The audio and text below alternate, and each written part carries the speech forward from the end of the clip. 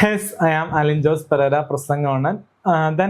Today I watched a new movie, Aadu Jeevitham. This film was directed by Blessy Sir. His 16 years strain and effort to make the Aadu Jeevitham. It's a real life true story. And Najib, the real life man, performed to Prithviraj acting is very, very marvelous and gorgeous. This wonderful movie, a heart touch, love, emotional drama, a feel good, a Gulf lifestyle story. It is message for all Gulf working person to see the movie, and all 18 plus person can watch this movie. This is very good for 18 plus persons. And must watch Prithviraj Suman is ആറാടുകയാണ്. അപ്പോൾ must watch engaging Prithviraj. Why are you speaking English now? Huh? Why are you speaking English? So you are speaking English. Variety for variety. Another കച്ചറ English ഒന്നും ചോദിക്കില്ല.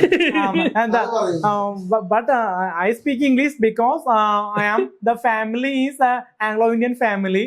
But review style is dancing. But as that is dancing stage is over.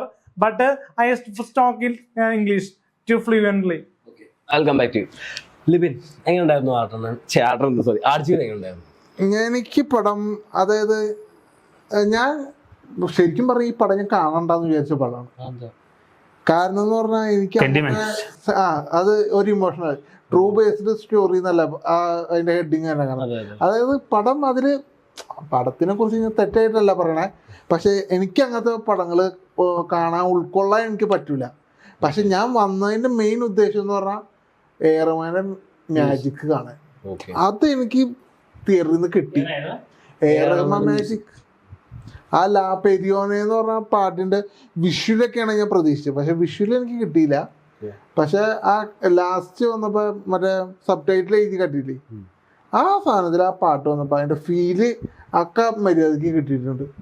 പിന്നെ പൃഥ്വിരാജിനെ പറ്റി പറയുകയാണെങ്കിൽ എന്റെ പൊന്നോ, അതായത് ഒരു നായക നടൻ 16 കൊല്ലമൊക്കെ ഒരു പടത്തിന്റെ പിന്നാലെ നടന്നിട്ടുണ്ടോ? നടന്ന ചരിത്രം ഉണ്ടായിട്ടുണ്ടോ?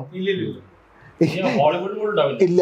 ഇന്നാളെ അക്ഷയ് കുമാറിന്റെ ഏതൊരു ഇന്റർവ്യൂല് പറഞ്ഞിട്ട് പുള്ളി എന്നെ 16 മാസത്തിൽ കൂടുതൽ ഒരു പടത്തിന് ചെയ്തിട്ടില്ല എന്നാ പുള്ളി പറയണേ. അങ്ങനെ ഒരാളാണ് മലയാളത്തിൽ നിന്ന് 16 കൊല്ലം. കാര്യം പറഞ്ഞാൽ അതിന്റെ ഇടയ്ക്ക് പുള്ളി പല പടങ്ങളും ചെയ്തിട്ടുണ്ട്. പക്ഷെ ഈ പടത്തിന് വെച്ചാണ് ഡെഡിക്കേഷൻ. അതായത് അതില് ഈ പടത്തില് മറ്റേ അല്ല ആടുജീവിതത്തില് നജീബായിട്ട് പുള്ളിയുടെ ഒരു മെലിഞ്ഞൊരു രൂപം കാട്ടുണ്ട്. ഒരു മെലിഞ്ഞൊരു രൂപം കാട്ടുണ്ട്. അല്ല, ശരിക്കും ഒരു മനുഷ്യന് ഇത്രയും മെലിയാൻ പറ്റും? അല്ല അല്ല ശരിക്കും ഒരു മനുഷ്യനെ എങ്ങനെ ഇങ്ങനെ മെലിയാൻ പറ്റും? അത് എനിക്ക് തോന്നിയത് ഇങ്ങനെ മെലിയാൻ പറ്റുമെന്ന് എനിക്ക് തോന്നാനുള്ള. ലാലേട്ടന്റെ ഇന്റർവ്യൂവിൽ ലാലേട്ടൻ പറഞ്ഞിട്ടുണ്ട് എനിക്ക് നഗ്നനായിട്ട് ചെയ്യാൻ പറ്റും. അത് ഈ സിനിമയില് ഒരുമാതിരി ഉണ്ട്, ഓൾമോസ്റ്റ് കാണുന്നുണ്ട്, ഒരു സീനുണ്ട്. പക്ഷെ എന്തായാലും പൃഥ്വിരാജിന്റെ ഒരു ഡെഡിക്കേഷൻ അത് എടുത്തു പറയേണ്ടതാണ്. ചെയ്യില്ല. പിന്നെ ചെയ്യാൻ ഒരാളുണ്ട്, അത് ജയസൂര്യ. പുള്ളിയും ഈ കാര്യങ്ങൾ ഒരുമാതിരി ചെയ്യണം. പുള്ളിയും ഇതേപോലെ തന്നെ ചെയ്യണ ആൾ തന്നെയാ. പക്ഷെ പൃഥ്വിരാജ് ചെയ്തത് ഒരു അങ്ങേയറ്റം. ഇതിലും മീതെ ആരും ചെയ്യാലെന്ന് പ്രതീക്ഷിച്ചു. അതെ. പിന്നെ ഇതില് മറ്റേ വസ്ത്രാലങ്കാരമായിട്ട് നമ്മുടെ സ്റ്റെഫി സേവിയർ നല്ല രീതിയിൽ തന്നെ കോസ്റ്റ്യൂം ഡിസൈൻ ചെയ്തിട്ടുണ്ട്. അതൊരു എടുത്തു പറയേണ്ട കാര്യമാണ്. പിന്നെ ഈ ശരിക്കും അങ്ങനെ അത് പൃഥ്വിരാജ് പല ഇന്റർവ്യൂവിലും പറയണ്ടില്ല. കാരണം മോള് എന്റെ താടിയുമ്പോ പിടിച്ച് വലിക്കണമെന്നൊക്കെ. അപ്പൊ ഒറിജിനൽ തന്നെയാ. പക്ഷെ ഇതില് ഏറ്റവും ഈ സിനിമയിലെ ഏറ്റവും ടച്ചായ ഒരു സീനുണ്ട്. ക്ലൈമാക്സില് നജീബിനെ കാറി കയറ്റിയ ഒരു അറബി കൊണ്ടുപോയില്ലേ, അപ്പൊ അറബി ഒരു ഡയലോഗ് പറയും കാറിൽ വെച്ച്, താങ്കള് എന്റെ വണ്ടി ക്ലീൻ ചെയ്യണ്ട, അത് ഞാൻ ചെയ്തോളാം എന്ന് പറയുന്നത്. ആ ഒരു ഡയലോഗ്, അത് കൃത്യമായിട്ട് ഡയലോഗ് അങ്ങനെയല്ല, അത് തിയേറ്ററിൽ ഇരുന്ന് കാണുമ്പോൾ നമ്മുടെ കണ്ണീന്ന് അറിയാണ്ട് വെള്ളം വരും. അതോ ആ സീനൊക്കെ ഉണ്ടല്ലോ. അതുപോലെ നല്ല അറിവുകളും ഉണ്ടല്ലേ. ഗൾഫ് നാട്ടിലെ പ്രശ്നങ്ങൾ കാണിക്കുന്നുണ്ട്. ഇപ്പൊ ഗൾഫിലേക്ക് പണിക്ക് വേണ്ടി പോയിട്ട് കഷ്ടപ്പെട്ട് ജീവിക്കുന്ന കുറെ തൊഴിലാളികളുടെ പ്രശ്നങ്ങൾ ഇത് സിനിമയിൽ. അല്ല, ഇത് കഷ്ടപ്പാടിന്റെ അല്ല, ഇത് ഭാഷ അറിയാൻ പാടില്ലാത്തതുകൊണ്ട് പറ്റിക്കപ്പെടുന്നതാണ്. പറ്റിക്കപ്പെടുന്നതാണ്. അതെ, ഭാഷ അറിയാത്തതുകൊണ്ട് മാത്രം. അല്ല, വിസയും പാസ്പോർട്ടൊക്കെ ഉണ്ട് അതിനൊക്കെ. അല്ല, വിസയും പാസ്പോർട്ടൊക്കെ ഉണ്ട്. അതൊക്കെ ഈ മറ്റേ അറബി, അതായത് അതിനെന്തോ ഒരു പേര് പറഞ്ഞല്ലോ, എന്തോ ഒരു അവര് തട്ടിപ്പറിച്ച് വാങ്ങണുണ്ട് ഇവരുടെ മറ്റേ വിസയും പാസ്പോർട്ടും ഒക്കെ. പഴയകാലം ശരിക്കും പറഞ്ഞാൽ എനിക്ക് അതാണ് ഒരു വിഷമം വന്നത്. കാരണം അങ്ങനെ ഒരു മനുഷ്യൻ ഇങ്ങനെ ഒരു ട്രാൻസ്ഫോർമേഷൻ നടത്തുമ്പോ അത് അത് ആ ഒരു ക്ലീൻ ആയിട്ട് മരുഭൂമിയുടെ വിഷ്വൽ എഫക്ട്സ് കാണിക്കുന്നുണ്ട്. പിന്നെ ബ്ലസ്സി ടച്ച് ഉണ്ടോ? ബ്ലസ്സിയുടെ സാധാരണ പോലെ സെന്റിമെന്റ്സ് മരുഭൂമിയുടെ കാര്യം പറയുമ്പോ അതിന്റെ ചുഴലിക്കാറ്റ് ആ ബീജിയം കൂടി കയറി വന്നിട്ടുണ്ടല്ലോ, ശരിക്കും ഒരു മരുഭൂമിയിലാകപ്പെട്ട ഫീല് നമുക്ക് കിട്ടും. ശരിയാ. എനിക്ക് തോന്നുന്നു ഓസ്കറിന് പോകാൻ സാധ്യത.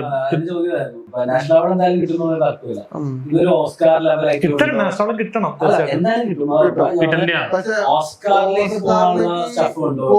അത് മാർക്കറ്റ്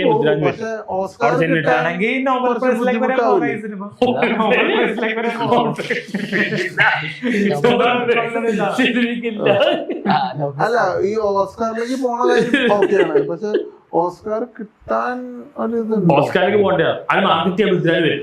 അവിടെ ചെന്നൈ ആൾക്കാരായിട്ട് അമേരിക്കാൻ കുറച്ച് കഷ്ടപ്പെട്ടല്ല കൊണ്ട്. പക്ഷെ ഫിലിം ഫെസ്റ്റിവലിൽ പോകും. എന്തായാലും പൃഥ്വിരാജിന്റെ മലയാള സിനിമയുടെ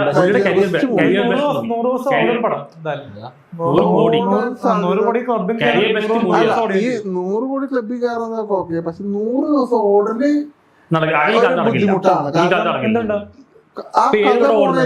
കഥ പോണ രീതി അതൊരു സ്ലോ പൈസ കാരണം ആ രീതി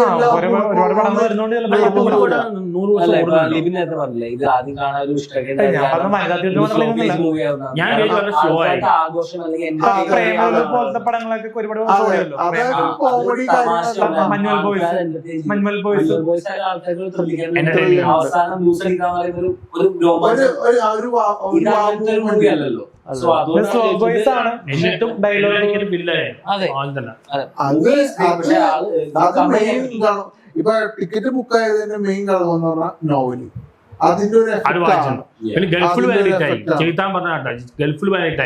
അല്ല ഹിറ്റ് അല്ല ഗൾഫിൽ എന്ന് പറഞ്ഞ ഇപ്പൊ സൗദി അറേബ്യ, ഒമാൻ അവിടെയൊക്കെ ഈ പടം നിരോധിച്ചേക്കാണ്. കാരണം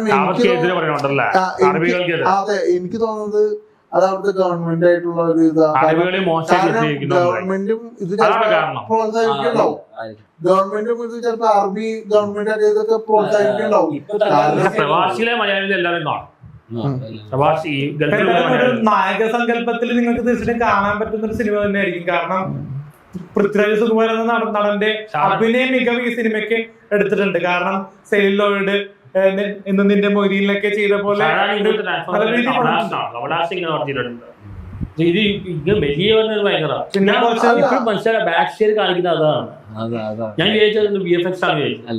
അല്ല ഇപ്പൊ മറ്റേ ഞാൻ നേരത്തെ പറഞ്ഞ പോലെ ജയസൂര്യയുടെ ഒരു വലിയ അതില് പക്ഷെ ജയസൂര്യയുടെ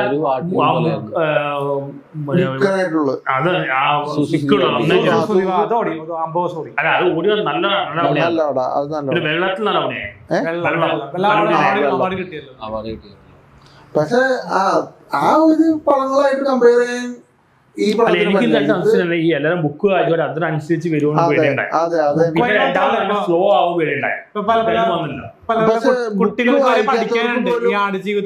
ബുക്ക് വായിക്കാത്തവർക്ക് പോലും ആ നോവല് വായിക്കാത്തവർക്ക് പോലും ഒരു തരത്തിലും ഒരു മുഷിപ്പ് ഈ പടം ഉണ്ടാക്കാറില്ല. ഞാൻ സ്ലോ ആയിരിക്കുന്നത്. പക്ഷെ അത്ര സ്ലോ അല്ല, തുടങ്ങിയപ്പോ കുറച്ച് സ്ലോ ആണ്. അത് കഴിഞ്ഞിട്ട് ഇന്റർവ്യൂ ആകുമ്പോൾ അടിപൊളി. ഇന്റർവ്യൂ ആകുമ്പോൾ വന്നിട്ടോ ഇത് ഒരാളുടെ റിയൽ ലൈഫാണ്. വലിയ കഥയിലൊന്നും പറയാൻ പറ്റില്ല.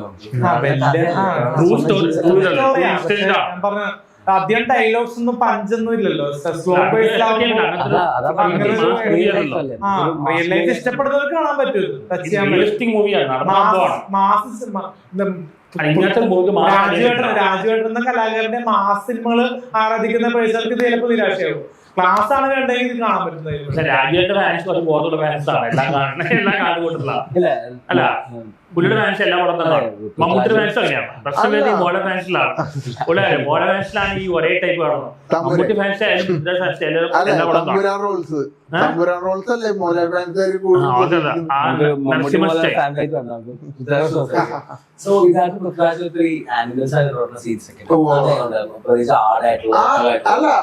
അതാണോ പേര് ആണ് ജീവിതം? അല്ല, ട്രെയിലർ എന്തോ ഒരു മറ്റേ വലിയൊരു സംഭവമായിട്ടുണ്ടല്ലോ, മറ്റേ ഒട്ടകത്തിന്റെ കണ്ണിക്കൂടെ കൃഷ്ണ, അത് നല്ല പെർഫെക്റ്റ് ഷോട്ടായിരുന്നു.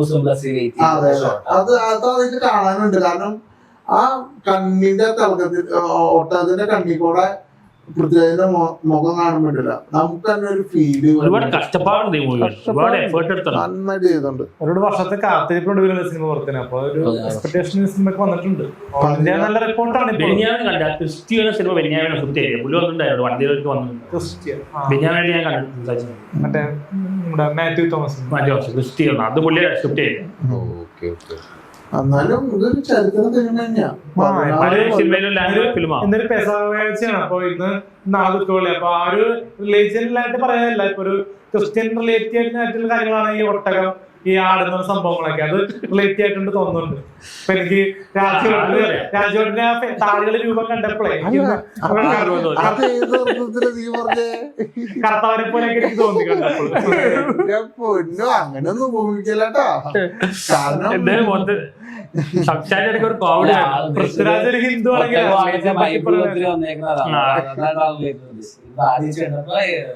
ജീസസ് ക്രൈസ്റ്റ് പോലെ തോന്നി. ഇപ്പൊ ദുഃഖവെള്ളിയാണ് വരാൻ തോന്നി. രൂപം കണ്ടിട്ട് അങ്ങനെ തോന്നി.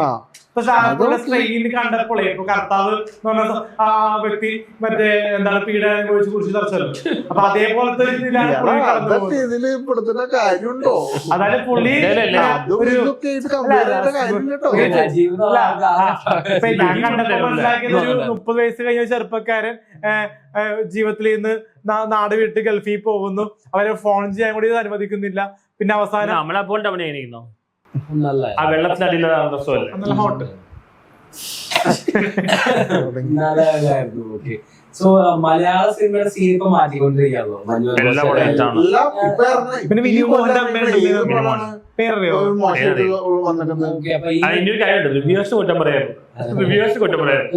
സിനിമ നമുക്ക് പുറത്തുകൊണ്ടുള്ള സിനിമക്ക് റിവ്യൂവിന്റെ കുറ്റം കൊണ്ട് കാര്യമില്ല, പടം വിജയിച്ചിരിക്കുകയാണ്. തെളിവാണ് ഇപ്പൊ 10 മണിക്ക് വനിതാവിനിതില് 4 ഷോയും ഫുള്ളാണ്. Full ticket വിറ്റുപോയി. ഓൾമോസ്റ്റ് എല്ലാ തിയേറ്ററിലും ടിക്കറ്റ് വിറ്റുപോയിട്ടുണ്ട്. ശരിക്കും പറഞ്ഞതില് ശരിക്കും 6 മണിക്ക് ഫാൻ ഷോ വേണ്ട, പക്ഷെ അത് 10 മണിക്ക് ഞാൻ പറഞ്ഞില്ലേ, ഈ കൊച്ചിയിലെ ആകെ ഒരു തിയേറ്ററിൽ മാത്രമേ അധികം ടിക്കറ്റ് പോകാത്തുള്ളൂ, അത് ഈവനും പെരുമ്പാവൂര്. അവിടെ മാത്രമേ ഞാൻ ഒരുമാതിരി മറ്റേ ടിക്കറ്റ് അവൈലബിൾ ആയിട്ട് കണ്ടുള്ളൂ. ബാക്കി എല്ലാ തിയേറ്ററും രാവിലെ 6 മണിക്ക് ഷോ വെക്കേണ്ടിയിരുന്നില്ലെന്നാണ് വെക്കാതിരുന്നത് വളരെ നല്ല കാര്യം. ഫാൻ ഷോ ആയി കാണുന്ന മൂവിയല്ല. ഇതിന് മുന്നേ നമുക്ക് ജനറൽ മിസ്റ്റേക്ക് പറ്റിയായിരുന്നു. അപ്പൊ വാലിബനായാലും വന്ന ഒത്തിരി ആൾക്കാർ മാസം വെച്ച് ക്ലാസ് ആയി പോയപ്പോ ഒത്തിരി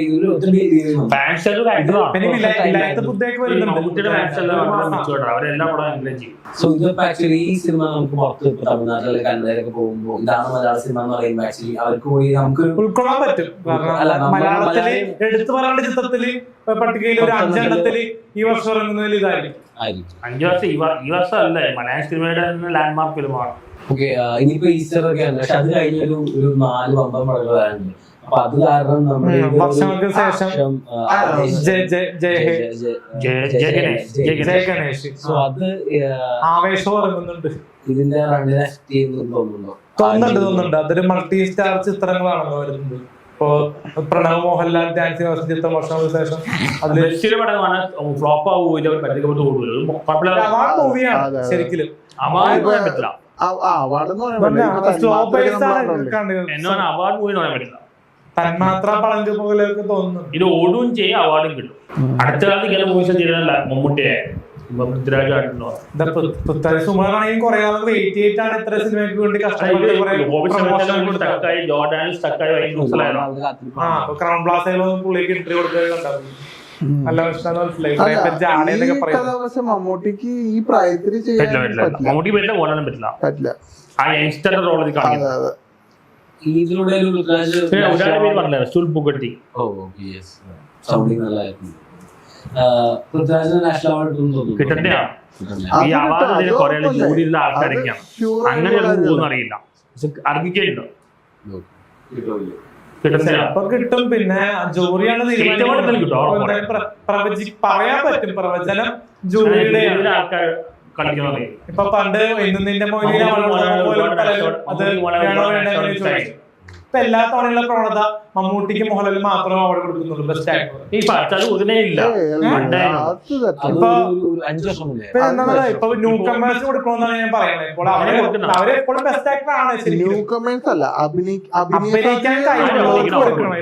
ഇപ്പൊ ഏറ്റവും കൂടുതൽ അജു വർഗീസ് ഒക്കെ നല്ല അഭിനയിക്കുന്നുണ്ട്. പുള്ളിക്ക് അവാർഡ് കൊടുക്കുന്നില്ല.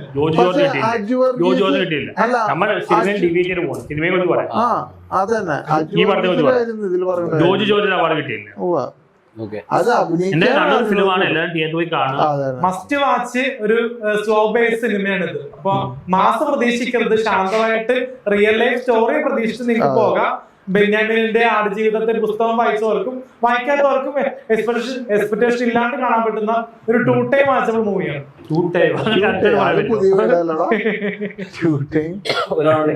ക്ലാസിക് മൂവിയാണ്. അതെ, എന്തായാലും കാണേണ്ട ഒരു, അത് അനുഭവിച്ചറിയേണ്ട ഒരു സിനിമ. പണ്ട് പൃഥ്വിരാജിന്റെ അനന്തപത്രമൊക്കെ ഇറങ്ങിയിരുന്നു. അതിനെ കടത്തി വിട്ടു ഈ സിനിമ കുറച്ചൊക്കെ. പൃഥ്വിരാജിന്റെ കരിയർ ബെസ്റ്റ് മൂവിയാണ്. ആടുജീവിതം പോസിറ്റീവായിട്ടാണ്. So let's be a huge success അല്ലേ?